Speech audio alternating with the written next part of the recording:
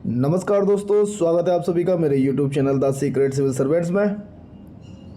और ये जो क्वेश्चन है आप जो देख पा रहे हो, ये क्वेश्चन संबंधित है आपका सिक्योरिटी से। और ये है उत्तर प्रदेश के सीमावर्ती क्षेत्रों में जो सुरक्षा चुनौतियां हैं उससे संबंधित। ठीक, इंटरनल सिक्योरिटी एक सब्जेक्ट रहता है अपना जो भारत से संबंधित आप जब पढ़ते हो तो उत्तर प्रदेश की भी सिक्योरिटी है, उससे संबंधित भी क्वेश्चन रहते हैं। तो उत्तर प्रदेश के सीमावर्ती क्षेत्रों में सुरक्षा चुनौतियों को स्पष्ट कीजिए। क्वेश्चन क्या है आपका? उत्तर प्रदेश के सीमावर्ती क्षेत्रों में सुरक्षा चुनौतियों को स्पष्ट करते हुए सरकारी प्रयासों का उल्लेख कीजिए। तो अगर इस क्वेश्चन को डिकोड करें तो आपका कॉन्टेक्स्ट किस संदर्भ में बात कर पा रहा है? संदर्भ है आपका सुरक्षा का संदर्भ है, सुरक्षा से संबंधित है। ठीक है, फोकस पॉइंट क्या है इसमें? आपके फोकस पॉइंट क्या है? सुरक्षा चुनौतियाँ और सरकारी प्रयास। संबंधित किससे हैं? सीमावर्ती क्षेत्रों से। किससे? सीमावर्ती क्षेत्रों से। तो ये आप क्वेश्चन को डिकोड कर पा रहे हो। स्पष्ट भी करना है, एक्सप्लेन करना है और उल्लेख भी करना है आपको। चलिए क्वेश्चन देख लेते हैं। और ये क्वेश्चन ऐसे भी आ सकता है कि उत्तर प्रदेश के सीमावर्ती क्षेत्रों में सुरक्षा चुनौतियों की व्याख्या कीजिए या स्पष्ट कीजिए, सुरक्षा चुनौतियों को बताइए। नेक्स्ट उसमें जोड़ दिया कि सरकारी प्रयास क्या क्या रहे हैं उनका भी उल्लेख करिए। ठीक है ना। चलिए फिर स्टार्ट करते हैं इसके प्रश्न को हम कि कैसे लिखा गया है प्रश्न हमारा। उत्तर प्रदेश एक स्थलबद्ध राज्य है, बिल्कुल जी, जो चारों तरफ स्थल से घिरा हो, जिसकी सीमा उत्तर में नेपाल के साथ, दक्षिण में मध्य प्रदेश, झारखंड, छत्तीसगढ़ के साथ साझा होती है। जिस कारण उत्तर प्रदेश के सीमावर्ती क्षेत्रों में सुरक्षा चुनौतियां आंतरिक सुरक्षा का विषय है, इंटरनल सिक्योरिटी का विषय है। ठीक है, इंट्रो ठीक ठाक है। ओके, चलिए IBC फॉर्मेट है हमारा। इंट्रो हमने डाल दिया और ये लिख लिया। उसके बाद एक सुंदर सा मैप बना दिया, एक मैप, और मैप बनाते टाइम इसको कवर भी कर दिया, ये ज़्यादा बेहतर रहता है। अगर आप इसको साइड में कोने पे देख पा रहे हो, आपके पास अगर ये 200 शब्दों में है तो 3 पेज मिलते हैं आपको, 3 पेज मिलेंगे आपको। तो ऐसा नहीं है कि आप इतना ज़्यादा ही कंजस्टेड होकर के चीज़ें करें। आप ये वाली चीज़ें नीचे लिख सकते थे, है ना, ये वाली चीज़ें यहाँ से स्टार्ट कर सकते थे, यहाँ से। ठीक है ना। तो यहाँ एक प्रॉपर मैप ऊपर बना सकते थे, जैसे कि प्रीवियस क्वेश्चनों में हमने कोशिश करी है उस तरीके के मैप बनाने की। ठीक है ना। अगर शब्द सीमा आपके पास ठीक ठाक है और आप लिखने के लिए तैयार थे तो ऐसे भी लिख सकते थे। बट ये जो प्रस्तुति है वो भी आपको अच्छी दिखाई दे रही होगी, साफ़ सुथरी दिखाई दे रही होगी, सब कुछ समझ में आ रहा होगा, तो गलत यहाँ पे भी नहीं है। चलो फिर भी देख लेते हैं आगे क्या लिखा गया है। ठीक, चलिए एक मैप बनाया सुंदर से, और मैप में हमने दिखाया कि सांप्रदायिक हिंसा से प्रभावित क्षेत्र बताए, चंबल क्षेत्र बता दिया, गरीबी तथा आर्थिक असमानता को भी हमने दिखाया, ये बुंदेलखंड वाले एरिया में, नक्सलवाद से प्रभावित क्षेत्र दिखा दिया, सोनभद्र एरिया, है ना। और जो नेपाल से सटे हुए हमारे ज़िले हैं यूपी के, वो नाम दिखाए हमने, पीलीभीत, लखीमपुर खीरी, बहराइच, श्रावस्ती, सिद्धार्थनगर, महाराजगंज। तो ये आपका प्रस्तुतिकरण है। ठीक, चलिए अब सुरक्षा चुनौतियाँ, मेन फोकस पॉइंट हमारा क्या था? सुरक्षा चुनौतियाँ। तो उत्तर प्रदेश एवं नेपाल के साथ सुरक्षा चुनौती क्या है, तो बताइए। चलो पॉइंट वाइज। पाकिस्तान द्वारा आतंकवादी गतिविधियों का संचालन, ये एक पॉइंट डाला।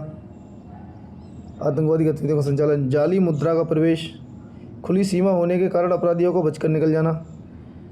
मतलब क्या है? अगर जैसे यूपी में, बिहार में अगर केस होते हैं कुछ, है ना, अपराध करते हैं, उसके बाद वो नेपाल में निकल जाते हैं, नेपाल में सरेंडर ले लेते हैं जा करके। तो ये खुली सीमा है हमारी, ऐसा नहीं है कि वो वीज़ा की ज़रूरत पड़ती है, ओपन सीमा है, निकल जाते हैं, निकल के रोटी बेटी का संबंध वाला कंडीशन है हमारी भारत और नेपाल के संबंधों में। ठीक है, तो आगे बढ़ते हैं। मादक पदार्थ एवं मानव की तस्करी भी है, हथियारों की तस्करी, इसे हटा लेते हैं, हथियारों की तस्करी। दूसरा पॉइंट आप देखोगे, पश्चिमी सीमावर्ती क्षेत्र में सुरक्षा चुनौतियाँ क्या हैं, हाँ, ये तो आपने बता दिया। आगे चंबल क्षेत्र में दस्यु सरगनाओं की समस्या, ये पश्चिमी क्षेत्र बता रहे थे ना हम, तो ये वाला। नेक्स्ट, सांप्रदायिक जातिवादी एवं निर्जाति संघर्ष से उत्पन्न सुरक्षा चुनौतियां हैं। चलिए, तो सेक्टर वाइज बांट के हमने बता दिया कि नॉर्थ में क्या है, उत्तर में हमने इधर की समस्या बताई थी, ये वाले बॉर्डर की समस्या बता रहे थे हम, ये वाले। ठीक है, फिर हमने पश्चिम की समस्या बता दी, अब हम इधर की समस्या बताएंगे। तो दक्षिण एवं दक्षिण पूर्व में क्या समस्या रही है? गरीबी एवं बेरोजगारी के कारण युवाओं का आपराधिक गतिविधियों में संलिप्त होना। सोनभद्र, मिर्जापुर, चंदौली में नक्सलवाद की समस्या। पूरा क्या है? नक्सलवाद की समस्या। ठीक है, चलिए पूर्वी सीमावर्ती क्षेत्रों में देख लीजिए कौन सी समस्याएं हैं। बांग्लादेश एवं म्यांमार से बंगाल के रास्ते रोहिंग्याओं का अवैध प्रवासन यूपी में हुआ है। अपराधियों का बिहार एवं झारखंड में गढ़ है। तो ऐसा नहीं है कि बॉर्डर एरिया हमारा नेपाल के साथ है सिंगल बस, एक अंतर्राष्ट्रीय सीमा जो है। उसके अलावा अपने पड़ोसी राज्य जो हैं उनके साथ भी दिक्कत है। सुरक्षा चुनौतियां जब बता दी आपने, सुरक्षा चुनौतियों के बाद आप सवाल के अगले पार्ट पर आगे बढ़ते हो, क्योंकि उसके 2 भाग थे। पहले में आपको सुरक्षा चुनौतियां बतानी थी, सेकंड पार्ट में आपको सरकार के प्रयास बताने थे। और सरकार के प्रयास क्या है? सरकारी प्रयास आपने वो एकदम से पॉइंट टू पॉइंट बताने की कोशिश करी। ये देखिए आप, भारत नेपाल सीमा पर सशस्त्र सीमा बल है ना, SSB क्या बोलते हैं इसको? SSB है ना, सशस्त्र सीमा बल के साथ पुलिस की तैनाती भी की गई है। ATF, STF आदि सुरक्षा बलों की तैनाती। नक्सल प्रभावित क्षेत्रों में विभिन्न सरकारी प्रयास किए गए। गरीबी एवं बेरोजगारी से निपटने के लिए कौशल विकास योजना का क्रियान्वयन किया गया। आकांक्षी जिला कार्यक्रम, ये सरकारी प्रयास हैं अपनी इंटरनल सिक्योरिटी को मजबूत बनाने के लिए। यूपी की एकलव्य मॉडल संचालन, आवासीय विद्यालय, सीमा पर सड़क निर्माण है ना। भारत नेपाल की जिला समन्वय समिति की बैठक का आयोजन, दोनों आपस में बैठ करके मिल करके सुरक्षा चुनौतियों पर चिंता काम करते। ठीक है, चलिए जब आपका पार्ट पूरा हो चुका है बॉडी पार्ट, तो आप एंड में इंट्रोडक्शन डालते हो और इंट्रोडक्शन डाल करके कंक्लूड कर दिया जाता है सवाल का आंसर। तो क्या है? निष्कर्षतः उत्तर प्रदेश सरकार द्वारा सीमावर्ती क्षेत्रों की सुरक्षा चुनौतियों से निपटने के लिए दमनात्मक एवं रचनात्मक, दमन वाले कार्य भी किए गए हैं और क्रिएटिव वाले काम भी किए गए। रचनात्मक कार्यक्रम को बढ़ावा दिया जा रहा है। इस दिशा में उत्तर प्रदेश सरकार की जीरो टॉलरेंस की नीति बहुत कारगर साबित हो रही है। ठीक, जीरो टॉलरेंस की नीति बहुत कारगर साबित हो रही है।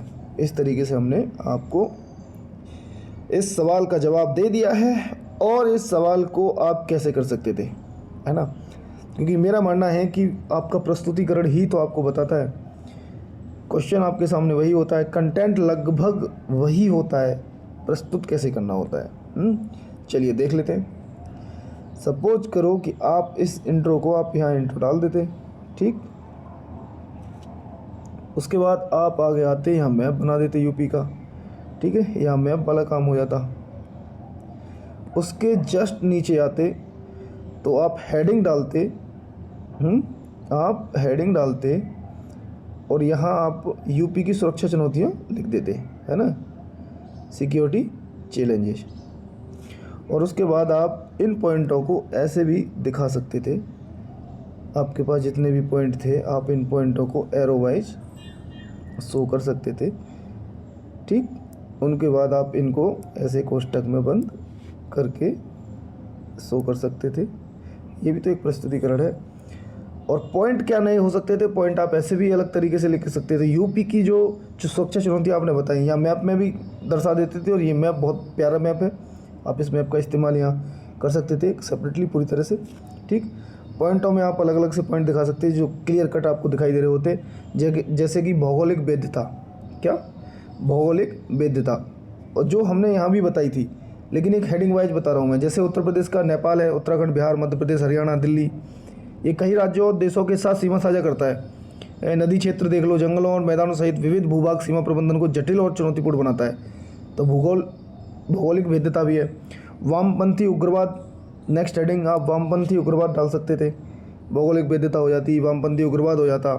सीमा पार घुसपैठ डाल लेते, है ना। नेपाल के साथ हमारी अंतर्राष्ट्रीय जो सीमा है वो छिद्रपूर्ण सीमा है, जिसमें से अवैध अप्रवासन होता है, उग्रवादियों द्वारा घुसपैठ होती है, आपराधिक गतिविधियों का प्रवण क्षेत्र है ये। और अगर राष्ट्रीय सुरक्षा के हिसाब से देखें तो वहाँ भी खतरा पैदा करता है। आतंकवादी गतिविधियाँ, मादक पदार्थों की तस्करी, मानव तस्करी, हथियारों की तस्करी, ये सब बातें हमने उधर भी लिखी हैं। लेकिन पॉइंट वाइज अगर आपसे देना हो तो यहाँ जैसे भौगोलिक वैधता डाली, उधर पॉइंट डाल दिए निकाल करके। जैसे यहाँ हमने वामपंथी उग्रवाद डाला, यहाँ पॉइंट डाल दिया आपने। यहाँ हमने सीमा पार घुसपैठ डाला तो यहाँ पॉइंट डाल दिए कि मानव तस्करी, हथियारों की तस्करी, पदार्थों की तस्करी, ये आतंकवादी गतिविधियाँ हैं। आगे आपने आतंकवाद और उग्रवाद डाल दिया अगली हेडिंग। संघर्षग्रस्त क्षेत्रों में निकटता या कट्टरपंथी समूहों की मौजूदगी के कारण कुछ सीमावर्ती क्षेत्र आतंकवाद उग्रवाद के प्रति संवेदनशील हो सकते हैं। जब हो सकते वाली पॉसिबिलिटी डाली, ट्रेन की आवाज़ आपको सुनाई दे रही होगी क्योंकि मैं ट्रेन के नज़दीक हूँ। इलाहाबाद में जहाँ रुका हुआ हूँ इधर साइड में गुजरती रहती हैं ट्रेनें, और प्रयागराज में हूँ इस समय में। चलिए आगे बढ़ते हैं। साइबर सुरक्षा जोखिम, साइबर सुरक्षा जोखिम डिजिटल प्रौद्योगिकी और कनेक्टिविटी के बढ़ते उपयोग के साथ, ये यहाँ पर अगला साइबर सुरक्षा का जोखिम, जैसे एक अगला पॉइंट हो सकता है ना, साइबर सिक्योरिटी का भी तो जोखिम है इंटरनेट सिक्योरिटी में आज की डेट में। संवेदनशील डेटा की सुरक्षा, साइबर घटनाओं को रोकने के लिए संचार नेटवर्क और सूचना प्रणालियों को सुरक्षित रखना, ये इंपॉर्टेंट हो रखा है। अगला पॉइंट आप जाति और सांप्रदायिक तनाव डाल सकते हो, है ना, कि यूपी की समस्या सिर्फ यही नहीं है बॉर्डर समस्या है, जाति तनाव भी है, सांप्रदायिक तनाव भी है। अगला आप डाल सकते हो प्राकृतिक आपदाएं, पर्यावरण चुनौतियाँ, यहाँ ठीक। नेक्स्ट आप डाल सकते हो सीमा प्रबंधन और बुनियादी ढांचा, कि सीमा का प्रबंधन आप कैसे कर पा रहे हो, इंफ्रास्ट्रक्चर की कमी है तो वो BRO को सड़क वगैरह बनाना, तो ये इस तरीके से भी आप दर्शा सकते हो। ठीक, जब आप ये बता दोगे सुरक्षा चुनौतियों को, उसके बाद फिर से आप कहोगे कि ये जो है सरकार के प्रयास बताओगे, फिर सरकार के प्रयास जो हमने वहाँ बताने की कोशिश करी थी। अगला पॉइंट आपका ये रहेगा। और सरकार के प्रयास आपने बहुत अच्छे तरीके से इधर भी बताए थे, तो वही सरकार के प्रयासों को आप प्रस्तुत कर सकते हो। लेकिन मैंने एक चीज़ आपको क्लियर कट बताई है पहले के प्रीवियस के क्वेश्चन पेपरों में भी, जैसे मैंने आपको इस तरीके को ड्रॉ करने की कोशिश करी का, आप इंट्रो लिखो, मैप एक स्पष्ट तौर पे बनाइए साफ़ सुथरा। उसके बाद यूपी के सिक्योरिटी चैलेंजेस को आपने पॉइंट वाइज बता दिया। फिर आपने सरकार के प्रयास बताए, और मैंने बताया कि जब सरकार के प्रयास हैं, जो जो उसने काम किए हैं गवर्नमेंट ने, वो आपने लिख दिए। लेकिन जब चुनौतियाँ पूछे हों तो चुनौतियों में आप एक काम करो, आगे की राह हमेशा लिखो। चुनौतियों में आगे की राह अब हमेशा लिखो। आगे की राह का मतलब है सरकार ने जो प्रयास किए वो ठीक है, अगर उसके बावजूद भी इंटरनल सिक्योरिटी के समक्ष अगर समस्या बनी हुई हैं तो आप उसमें आगे की राह के तौर पे बता सकते हो। उनके पॉइंटों को भी आप बता सकते हो कि मौजूदा जो विधिक ढांचा है उसको सुदृढ़ किया जाए, है ना, IT कानून वगैरह से संबंधित है। साइबर सुरक्षा की जो क्षमताएँ हैं करेंट सिचुएशन में जो समस्या बनी हुई है, बाकी परंपरागत जो सुरक्षा चुनौतियाँ हुआ करती थी वो तो है ही है, उसके साथ साथ जो है साइबर सुरक्षा की क्षमता बढ़ाने की ज़रूरत है आज की डेट में, है ना। साइबर सुरक्षा की क्षमताएं बढ़ाओ आप, है ना। साइबर सुरक्षा बोर्ड की स्थापना करना, ये आगे की राह के कुछ और पॉइंट हो सकते हैं। और भारत की सरकार के साथ सहयोग का विस्तार किया जाए, अंतर्राष्ट्रीय सहयोग का विस्तार किया जाए नेपाल के साथ, क्योंकि नेपाल से हमारा बॉर्डर लगता है तो वहाँ से बहुत सारी प्रॉब्लम है, उनके साथ प्रयोग किया, ये आगे की राह हो जाती है। फिर आप लास्ट में कंक्लूजन कर दें, ठीक, लास्ट में आप आशावादी पॉइंटों के साथ कंक्लूड कर दिया जाए। तो इस तरीके से आप देख पा रहे हो, इस सवाल को हम इस फॉर्मेटिंग में भी लिख सकते थे। इंट्रोडक्शन मैप जो इस तरीके से बनाया था, और यूपी की security challenge with point wise, है ना। उसके बाद सरकार के प्रयास, आगे की राह, और बाद में ये आपका क्वेश्चन कंप्लीट हो जाता, ठीक है ना। चलिए, तो बहुत बहुत धन्यवाद आपका, और आपका दिन शुभ रहे। आज तो मैंने उठ करके मॉर्निंग में वीडियो बना दी है, ठीक है ना। तो कैसा लगा आपको ये सिक्योरिटी का क्वेश्चन, और इसका आंसर और इसकी फॉर्मेटिंग ज़रूर बताना, ठीक है ना। चलिए, थैंक यू।